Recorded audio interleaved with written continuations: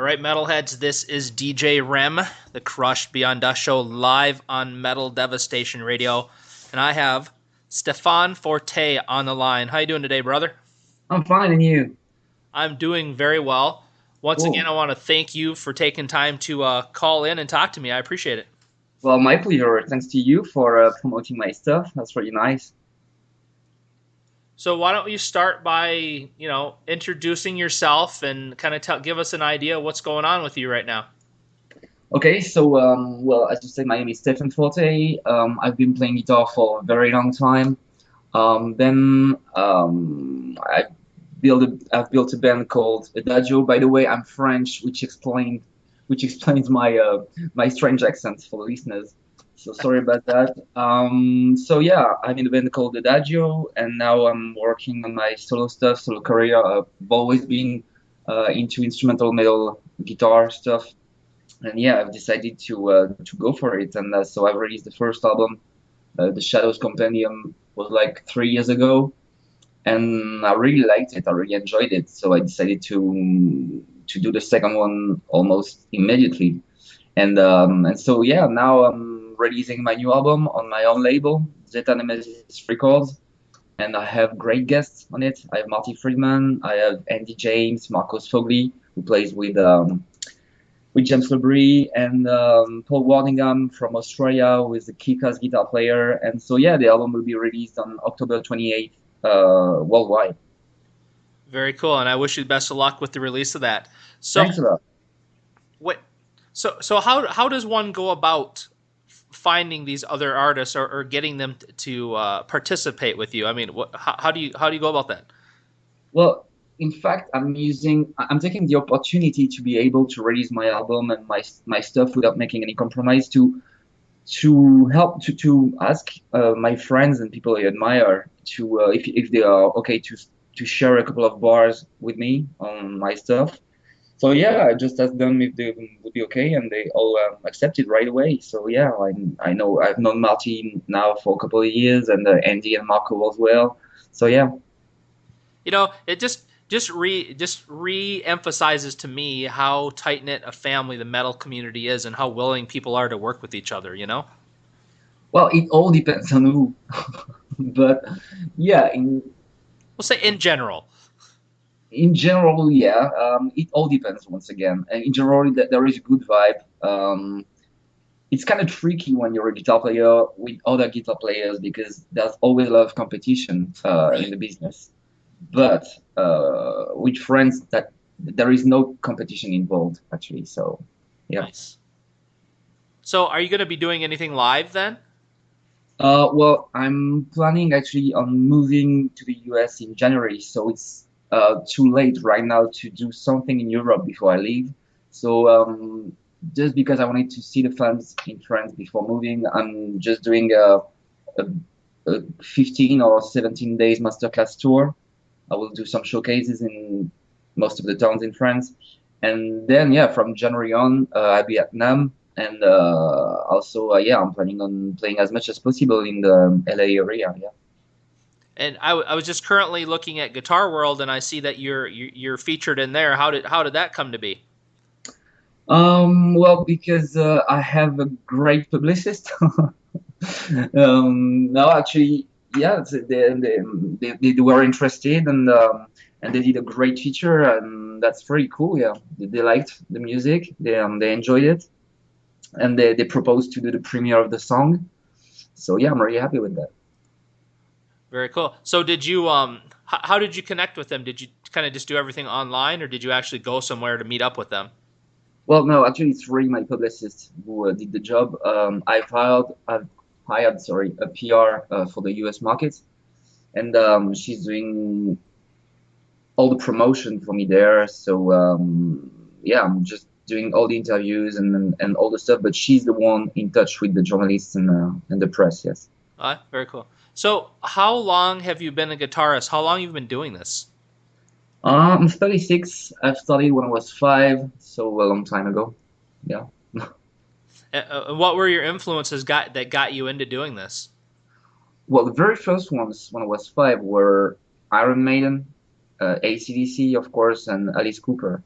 So the first things I've learned was were I'm 18 from Alice Cooper. I think that's the very first song I've learned, and then some AC/DC stuff.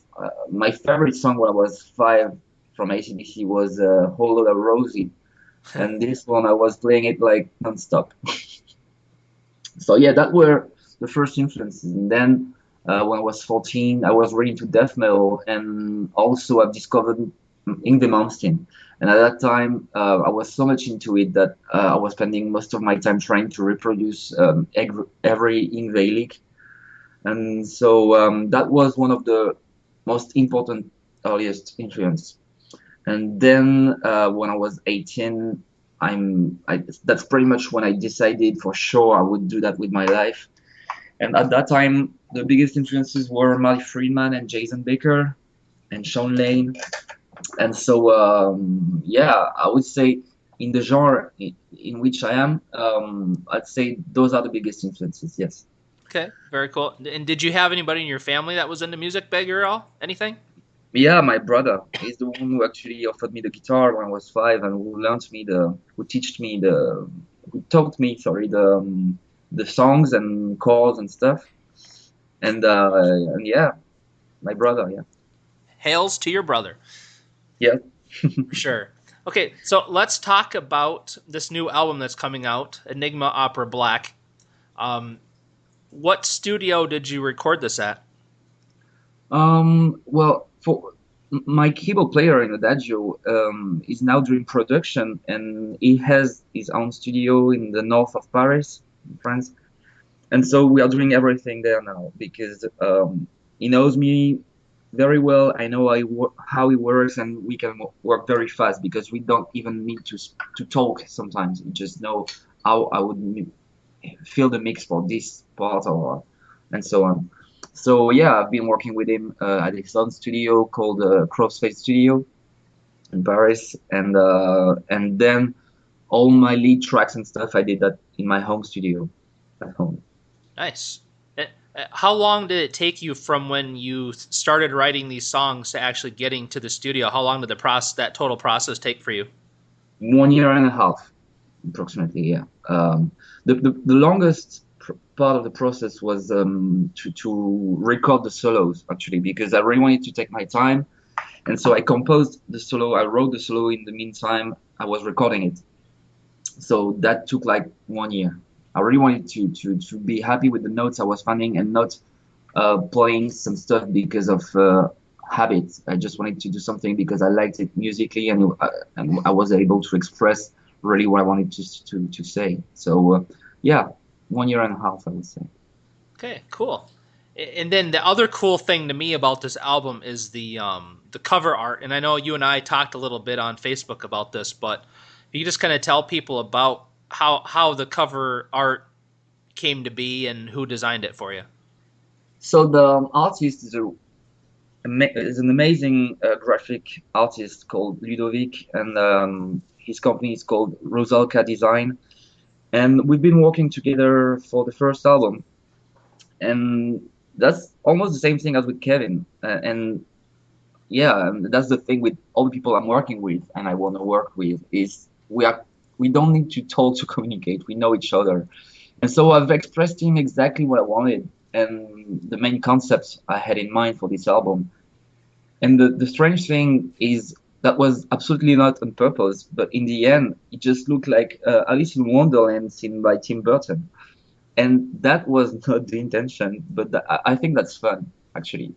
So yeah, the main goal with this artwork was to try and reproduce the feeling you have when you're a child, all the things that you feel are strange, weird, twisted, dark, and stuff, but with the eyes of a child, and all those feelings you have when you're a kid, and you think something is just bizarre and strange.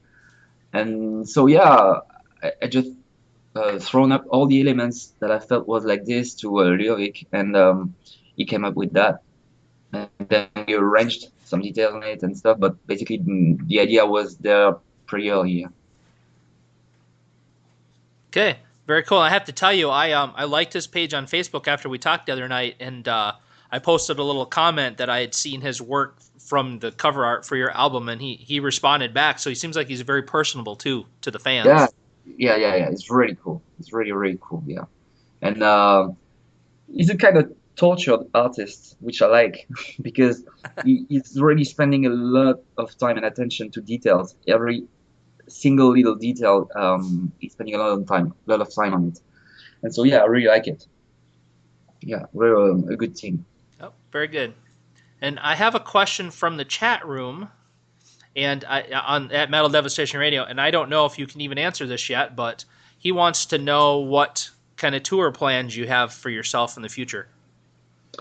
Well, right now for this album, like I've told you earlier, no definite plan for the moment. I just want to. I don't want to tour as a headliner with my own name because I'm not known enough, and that would not be a good idea to play in front of small audience. I prefer to tour with a bigger name, but that fits my music, that goes with it. So I'm waiting to find the right opportunity, and once I find it, I will do it. Just like I did for the previous album, when my agent contacted me and proposed to do the Guitar Universe with Marty. Of course, it was fitting the musical genre and everything. So that was great. Yeah. So for now, nothing is determined, but for sure, that something will happen in next year for sure. Well, I look forward to that, and I hope you come to my state I wish. so I can come see you because I would love to see you Yeah, play. and we can have some beers then. We will definitely have some beers. Yes. Cool. So thank you, brother Buzz, in the chat for the great question. Appreciate that. Yeah, thank you. So, what kind of sacrifices have you had to make to continue this dream and do what you do? Has it been a tough journey for you, or have things went pretty smoothly? Um, to tell all the sacrifices I'm doing every day would be too long. But all I can say, yeah, is I'm doing a lot of sacrifices, lot on the personal side. Um, like quitting my 17 years girlfriend. I mean, 17 years. We've been together 17 years. For 17 years, she's not 17. But Good to know. that's the trouble. That's the trouble when you're French and trying to explain things in English. So yeah, like taking those decisions and try to focus on your work, on your career. And for example, me moving to the US where I don't know anybody and dropping everything here is a big sacrifice, that's for sure.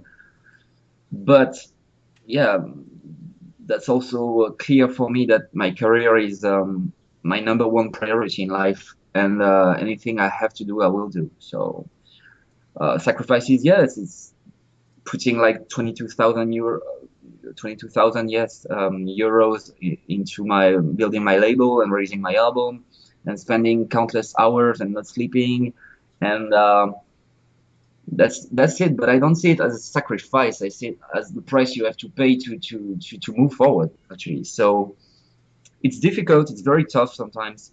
Um, you kind of feel isolated, but that's okay because it's for a good cause. It's for yeah, it's to go further. So yeah, so I would say yeah, a lot of sacrifices, but Right. that's cool. And obviously, if you don't work hard, you'll never get anything. So, I mean, you have to work for it for sure. I think, Yeah, even working hard is not enough, I think. So right. you have to work even harder. Yep. And the fact that you're willing to move to the United States, I mean, that's a lot of courage and sacrifice right there in itself. Indeed. So I wish you best of luck with your journey. Thanks a lot, man. Thank you very much. Where is a good place for people to find out more about Stephan Forte? What social networking and websites do you use? I'm really involved on my official Facebook page. So the Facebook is facebook.com/Stephan Forte. So STEPHANFORTE. And my website also, which is www.stephanforte.org. And yeah, basically here and Twitter and the YouTube and all the usual social media platforms. Okay, very good. Well, I encourage everyone to go check out those pages. Oh, by the way, do you have any merchandise for sale anywhere? Well, the album, of course, is coming soon. The shop is being now filled with new stuff, some T-shirts and yeah, album and songbooks and stuff. Yes, on the way, and it's on my website. Okay. Well, find that stuff and go help support this artist, help support his dreams, and buy some stuff, wear it to shows. Thanks, buddy. Definitely.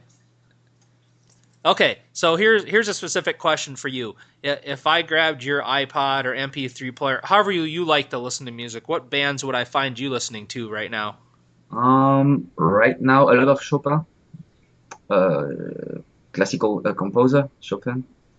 Rachmaninoff, Depeche Mode, Portishead, um, Septic Flesh. What else? Some soundtrack music from different horror movies. Mm, my favorite at the moment being the Texas Chainsaw Massacre soundtrack. Nice. What else? Yeah, the Dracula one, the one from I don't remember the year, but the Coppola one. The soundtrack is amazing. Also, I'm listening to that quite a lot at the moment. Um, yeah, basically that's what I'm listening to at the moment. Very Yes, cool. Sounds like lots of good bands. And I love that you said Depeche Mode. I'm a longtime fan of those guys. I love them. I love Depeche Mode. Yeah, yeah, big fan. My favorite song is probably goes back to like Enjoy the Silence or something like that. Yeah, cool. My favorite, I think, is Behind the Wheel. Yeah, very nice. Yeah. So, what's the craziest thing that's ever happened to you at a live show you have done? And when I say crazy, it could be good. It doesn't have to be bad. Can I say anything on the radio or not? You can say anything. This is Anything. internet radio. You can say anything you want. Okay, I think the weirdest thing was being offered a blow job just like 5 minutes before getting on stage by a girl I didn't know. That I was really amazed and was like, that's really nice of you, but I'm just about to go on stage in like 5 minutes. So and yeah, so that's probably it. That was really fun, really fun, very cool, and but quite unusual. So I would say this, yes. Very cool. Well, thanks for sharing that. I appreciate it. You're welcome. I'm sorry for the listeners. I'm just telling, you're asking me, I'm telling. It's all good. We're all about truth here. Okay. So, is there anything else you would like to tell the world, the listeners, people that will listen to this interview later about yourself and your music that I have not asked? Anything that you want to make sure people know? But my music, I would say I'm lucky to be able to do the music the way I want without compromising myself now and just doing it for expressing myself. So some songs might be strange, might be weird, but yeah, that's that's just me actually. That's what I wanted to say. I cannot say it with words. I'm just saying it with my guitar. And so if you listen to the album, just try and listen to it like you would watch a movie, not really like while you're doing something else.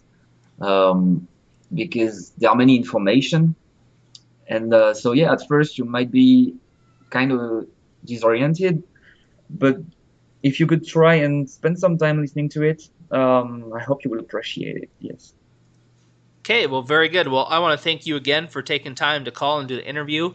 Just so you know, I have two new tracks. The two that you said are good to play on the radio. I have Enigma Opera Black and Zeta Nemesis are going to be played here right on the radio here as soon as we finish the interview. And then I also have a couple of my favorite older tracks. I have The Shadows Compendium and Yeah, with Jeff Loomis. and Spiritual Bliss. Yes, I love those tracks. Cool. Thank you so much, man. Sort of give you some extra airplay, and yeah, thank you to the listeners tuned in. I hope you have enjoyed this.